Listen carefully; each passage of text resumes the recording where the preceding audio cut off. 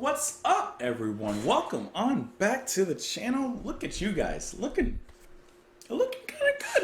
Let me see. Let me take a peek at you.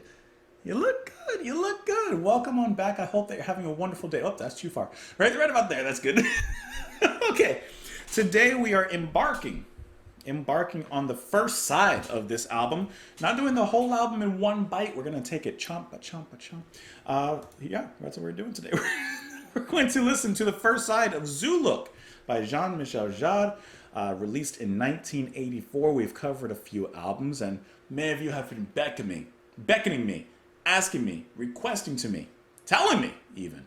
So go ahead and listen to some more. So here we are, and I'm excited to get back into it. I hope that you guys are as well. Some of you that had recommended this album to me, hold on, let me pull your names up here. Needles, Robert Guy Gurajan, I'm sorry if I mispronounced your name. Electro Harmonizer. Milan, I see you over there. Thank you so much. Spherical Harmony, I see you. I got you. Pam, I see you all the time. See you over there. Sheldon, Howells, and the names. I'm sorry, not Sheldon. I'm sorry. I misspoke. It was not you, Sheldon. Weeping Scorpion. The names go on and on and on from here. Stefan Paulus, Terry Roxburgh, Wendy Ferrara. Listen, the names go. So today we're going to go ahead and listen to the first side, like I said, which are going to be the two tracks, Ethnicolor and Diva. I got to tell you, that's quite the funky looking album cover. I'm excited to give this a listen. I'm excited to see where this album goes, where Jean progresses from here. Listen, I'm always excited to listen to music. So, and of course, especially if it involves someone who I enjoy. So yeah, we're going to go ahead and listen to the first track, Ethnicolor. Before we do, why not just get it out the way? Press that like button. Just snap it out the way. Of course, you can leave your comments as we go through the music here and we talk about it. And if you enjoy what I do, just to get it out the way once again, just to put my plug in. If you want to support what I do, little as $2 a month over on Patreon, you can do that. You don't have to. It just helps me out. That's it. Anyways, let's listen to the music. We'll let it speak for itself and we'll talk about it after. Let's go.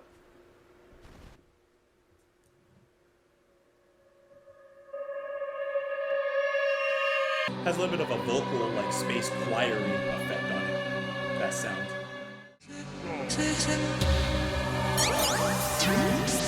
That's cool how the vocal samples mix in with the music. It's a space gnome.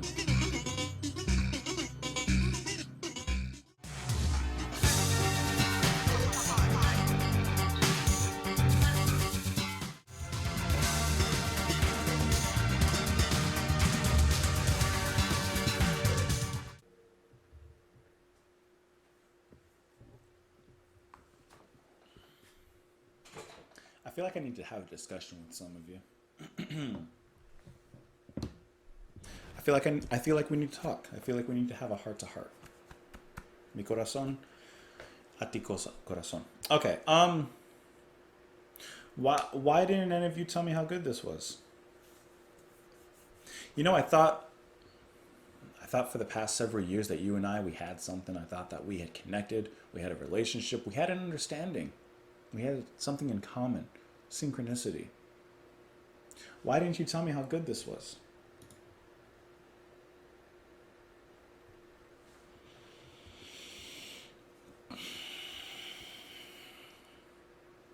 I think I'm going to listen to the rest of the album.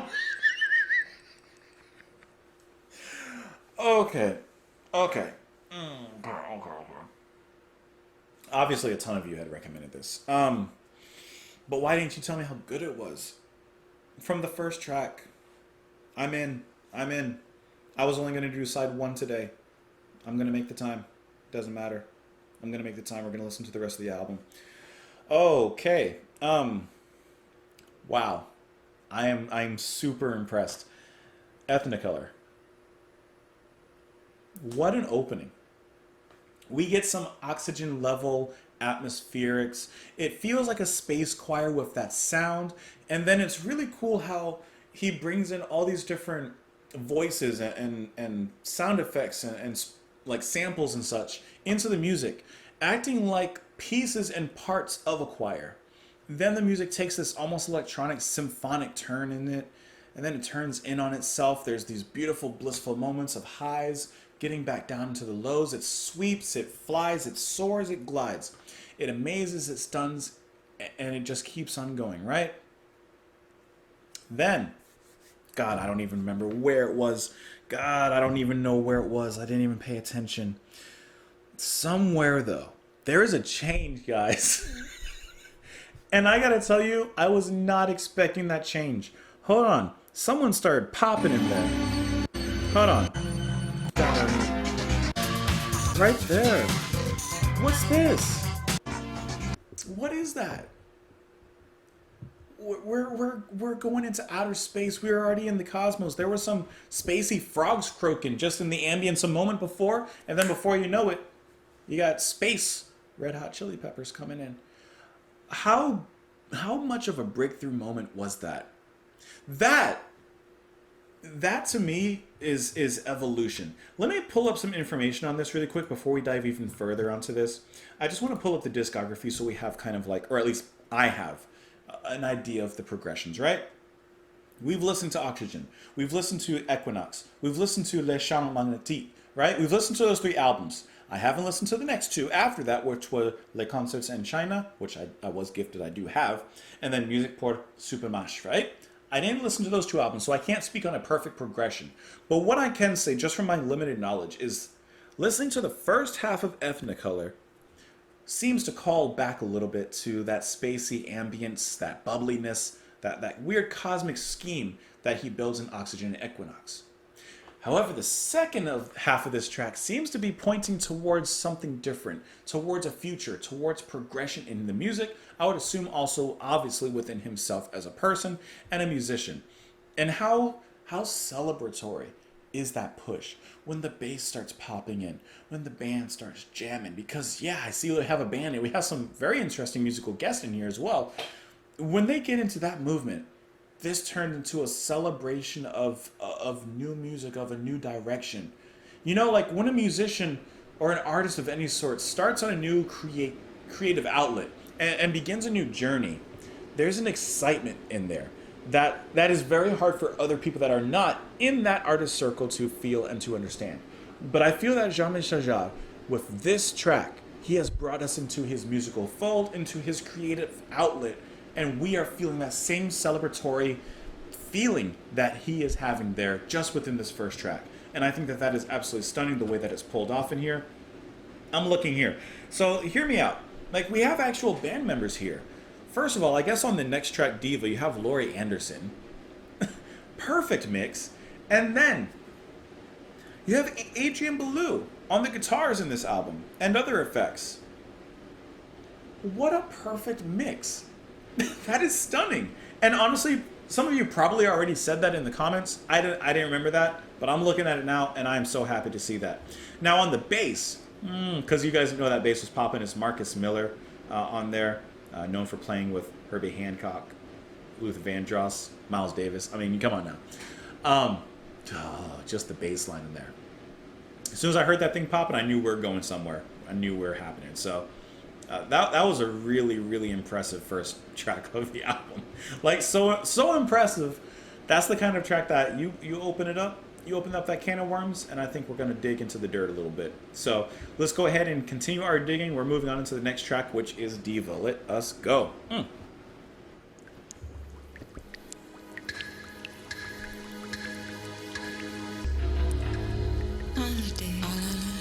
This is so Laurie Anderson. You hear it. You hear her just popping around.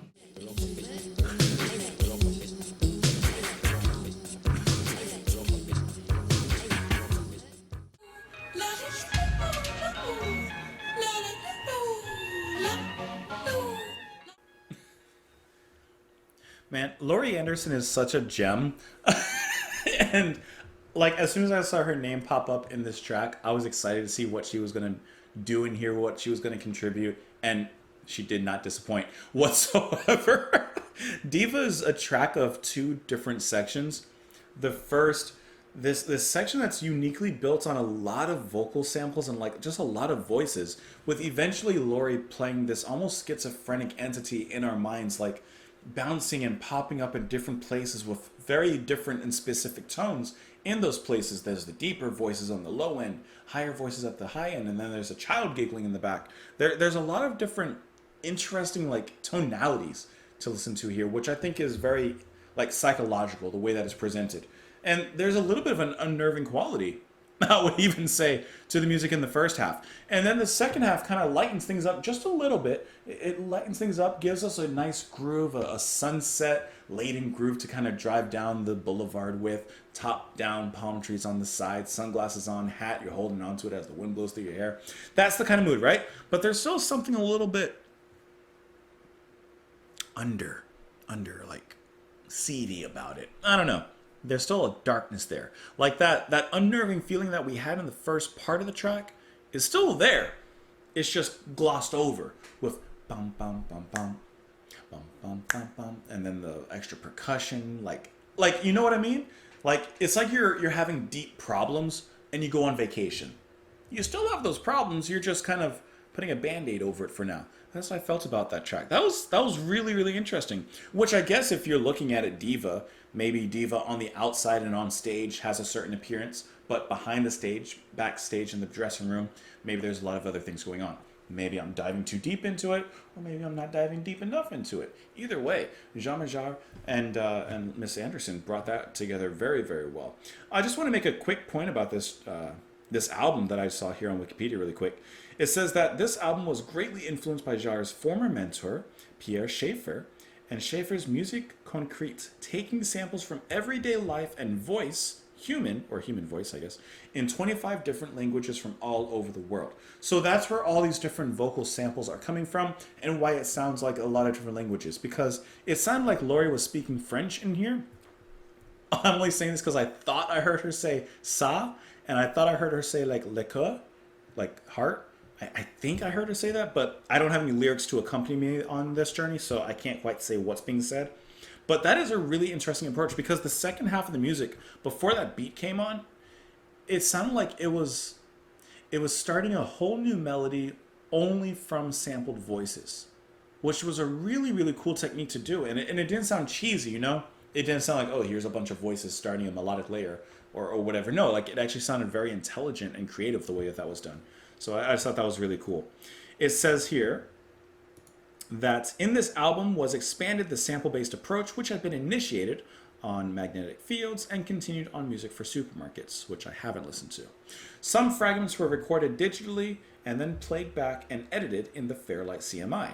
This process was done together with Frederic Rousseau for 3 months. That's really interesting.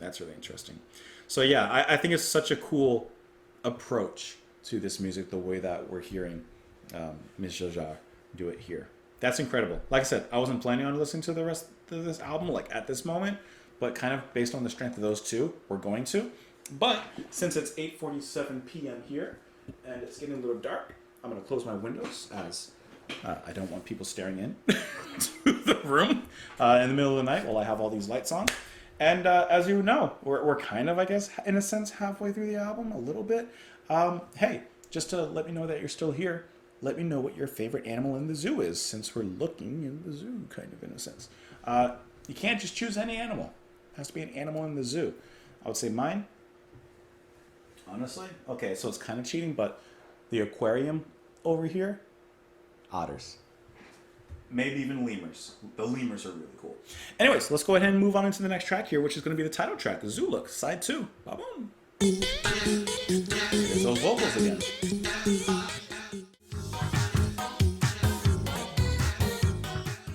Isn't that like scatting right there? Sounds like this. So Zoolook is like the most straightforward, just in your face, get in, get out, make a few pops while you're at it, make a few snaps, a few crackles while you're at it, in your face, kind of out the track like that. It's quick, it's in, it's out, and it does a lot of good things in there. The bass line, of course. The bass. Bum, ba-dum, bum, bum, bum, bum, ba-dum, bum. The drums. Like, it's just a funk-driven track. Feels good. Once again, we're hearing all those vocal samples in there as well. I can't even go that high. And the and like it would be really cool to hear a stripped down version of probably this whole album and hear only the parts that are made up of the vocals. Because you hear like a lot of different vocal parts happening, but they're filling in a specific space and a specific line of melody, which I think is really cool the way that it's being done here. Then you have some big old drums that are brought in every once in a while, just to those big old boom, like those kind of rounded signs. And then like I don't know, like that is just a fun track to kind of get down. You could put this on, it's like the easiest rave track. Like you just put this on and party. It's EDM City listening to this track. Kind of diving further on into the information on this album. It says here, this is from Jarre himself. He says, I've always been involved in ethnic music, though I thought the way a lot of people have been using ethnic music was a little superficial. Sometimes it works, like the Brian Eno stuff. It worked the first time. But for me, what was more interesting was not making a particular statement about recording in Africa or in China, but taking some sounds and having exactly the same attitude as when you were in front of a Moog 55 or modular system, replacing the oscillators with a bank of actors or people, treating them through the Fairlight or EMS synth, and establishing an orchestration using only voices, which makes sense with that choir-like spacey sound that we hear at a few points in the album with that synth choir kind of sound. And then with all those different, pitched vocals that are hitting certain melodies at certain points. Like, it makes sense how he's feeding them, like he says, replacing oscillators with a bank of actors and people, and using the human voice in different languages, different ways to make something that's very unique. And I guess that's kind of his way of making this world music, which isn't that such a cool idea and an interesting concept? Instead of just bringing instruments in, melodies specifically from a different place, a different culture, a different region, how cool to take the actual human voice, people's different languages, accents, and put that in the music. And through the actual words and languages of a certain person, that's how you create this new kind of world music. I think that is conceptually just brilliant, to be honest. I think that's incredibly brilliant the way that that's done.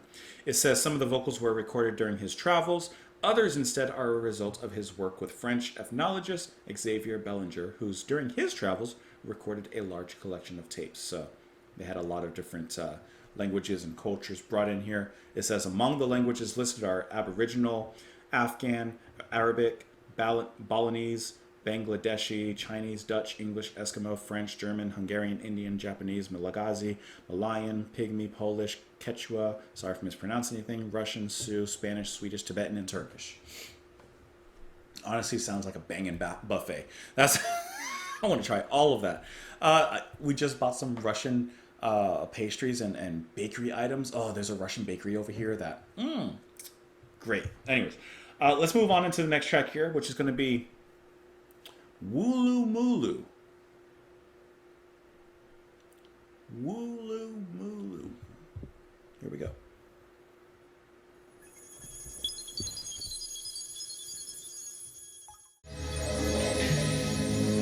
It's a deeply sonic sound. Great production on it. I like how those big throngs sound like something's about to start or something's about to happen. You know what's kind of cool about this album as I'm getting into it and listening to it? This album does a really interesting job of striking this very, very close balance between abstract pieces of music like this that dwell in their soundscape, have this sort of instrumental narrative to it, and then also going on to like straight up funky, poppy passages of music. Like the dynamic is really interesting. I think that it's actually really nicely balanced. You get a lot of both. You get those funk-driven passages. You get those beats that you can't help but tap your foot and move your hips to. But at the same time, you have these little, to me, unnerving and slightly distressful pieces of abstract music that are kind of unnerving but thoroughly interesting at the same time. And you're kind of absorbed listening to this. So for some reason, the imagery I get listening to this particular track is an astronaut in space. He was tethered to the space shuttle, to the space station. Somehow, that tether got cut, and he's floating out. And this is like the musical equivalent of him floating out slowly into space. He's trying to send that last distress signal. He's trying to send a last message to his family, to his crew, to everyone that he knows and that he loves, as he just slowly floats out to space. I know that that is dark imagery. I know that that is scary, but for some reason, that's what listening to this is making me feel. It's a little bit anxiety inducing, a little bit panicky, but at the same time, there's this eerie calmness of inevitability as you fade into the dark. But I'm enjoying it. Let's move on into the next track here, which is kind of also the title track, but not Zulu College. So not Zoolook, but Zulu College. So it's the study of Zoolook. Let's study.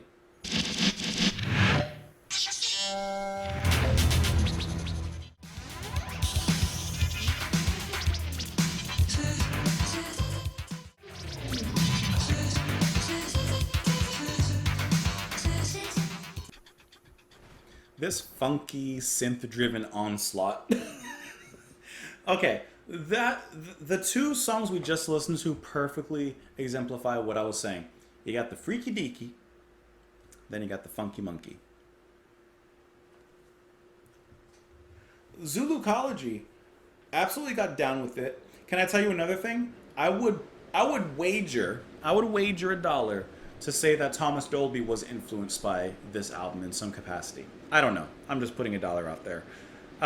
You're once again just getting that strong drum beat, strong rhythm section, and the vocals are so interesting to listen to because you have that, I can't even emulate it, but that like that kind of singing one that's kind of leading the melody. And then you have all these vocals around that are changing it. Sometimes you hear that vocal line being pitched down, and it doesn't like pitch down like in a straight line, like in a curve. It's almost like it's da da da da, like that. Like it's segmented a little bit, like a centipede's back. And I think that that's such a cool effect in this album. I know we still have 2 songs left. I don't want to say that this is my favorite album so far from Jean-Michel, but I gotta say, it's the most interesting one I've heard from him. I would venture to say this feels like the most unique. And I really enjoy how he's kind of playing with these, I don't want to say darker atmospheres, but he's going to a few more strange places on this album than I've heard him in the other ones that we've listened to. I think that that's such a cool step in a different direction, you know? Like I said, this is his creative output, and I think it's so cool to see him do this. I think it's incredibly interesting. Let's move on into the next track here, which is another interesting title, Blah Blah Cafe. Blah Blah Cafe. Let's grab ourselves a cappuccino.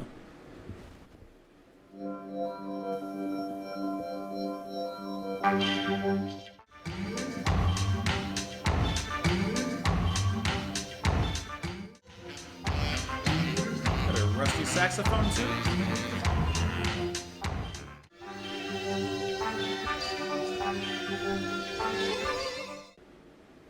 Okay, so obviously Blah Blah Cafe was about to like perfectly lead into Ethnicolor.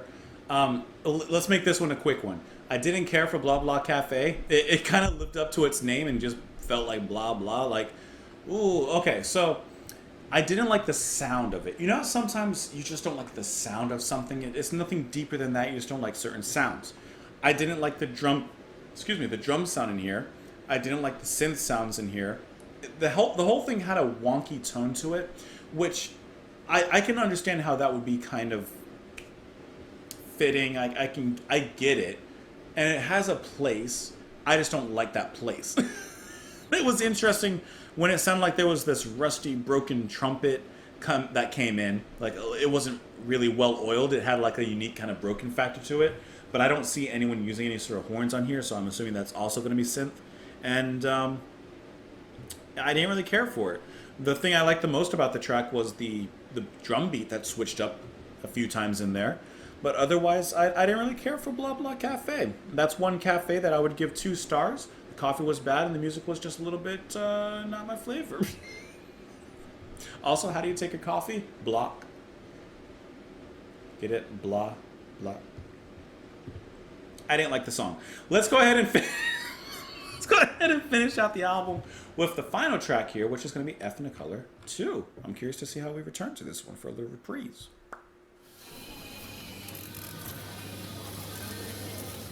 Sounds like a grocery store. Like the register, slight ambience of people talking in the back.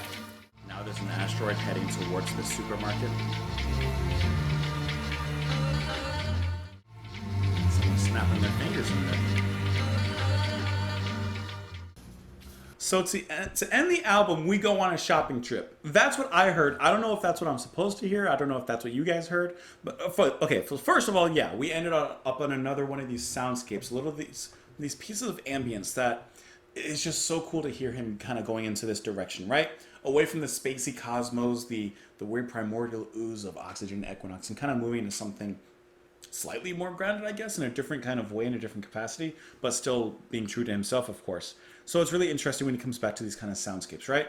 Okay, I'm hearing shopping. So first of all, I like how the rhythm is built with this kind of shuffling sound. I can't replicate it because I don't have anything like I can think of, but like it sounds like a register opening and closing, or some sort of register-like sound. And then you can hear slight ambience of people in the back, like talking, like that kind of general commotion you would hear when you're out and about shopping or at a store, right? Then the big sweeping chords from these orchestral-like sounds, right? Which there is no orchestra here. That's all keyboards and synths, etc., etc. Sounds exactly like the drawing of strings. And when that came in, it kind of sounded to me like the foreboding of the end. I don't know the end of what, but it sounded like to me like we were listening to a shopping trip, and there was an asteroid coming to strike this mall or something. I don't know why I'm hearing all doom and gloom on this album for the most part, but the day continued on. Then we hear, of course, them stepping out and the echoing steps on the pavement as they're leaving the mall or the shopping place or whatever. That's at least what I'm hearing. How to me, how realistic do those strings sound though? Because I looked up really quick just to see, like, is there an orchestra here that I'm missing? But no, I'm not missing anything at all. It's strictly just the synth and keyboard work there, which I find very amazing how that's replicated. Also, once again, you have the voices playing a subtle role in here and just helping to create this ambience here. Eventually, you hear some what sounds like finger snaps as well. I mentioned this in the very beginning of this album, and I totally forgot to bring up this point until now again. But this album reminds me of David Byrne, Brian Eno, My Life in the Bush of Ghost, which one we covered here on the channel, but also I listened to just 2 days ago. Actually, yeah, it was 2 days ago at work. I don't think my co-workers understood it, especially when like Jezebel's Spirit and stuff like that came on. I think I just got weird looks, but I don't know, my back was to them. But like this album is reminding me of that, where it's so heavily focused on vocal samples to perhaps get a certain point across, or at least a certain ambiance into the music, but at the same time, there's either these funky underlying rhythmics or these electronic driven sounds to push everything along. And at least listening to this, that's what the music reminded me of. And I just totally forgot to mention that until now. This was such a fun album to listen to. Like I said, I wasn't planning on doing the whole thing at first, but after listening to the first track, Ethnicolor, how can you not? How can you not? My curiosity got the best of me. So hope that you guys enjoyed listening to the album alongside with me. Hope that you enjoyed the music and some of the information and learning about it. If it's your first time hearing it, hope that you got something out of it. If it's not your first time hearing it, hope that you enjoyed my experience, I guess, of listening to it for the first time here. Please let me know your thoughts down in the comments. Your thoughts, your comments, that makes this channel. Literally, it's not just me. I'm here on the screen, but it's you at the heart of it all. So please leave those comments and your thoughts below there. Thank you guys for those of you who recommended the album to me. I know I didn't get to every name. I didn't get to every name, but I could try. I forgot I closed my window. I was going to try and mention more people, but I closed my window and I can't. It's hard to pull up everything. So thank you guys for recommending the album to me. This was a joy to listen to. And don't forget to press the like button, press the subscribe button if you haven't. Do those. Follow me on Twitter. If you want, you can support me on Patreon. $2 a month. You don't have to, but, you know, helps. And otherwise, enjoy the rest of your day. Enjoy the rest of your evening. Hope you come on back tomorrow. And I'll see you all then, guys. Bye.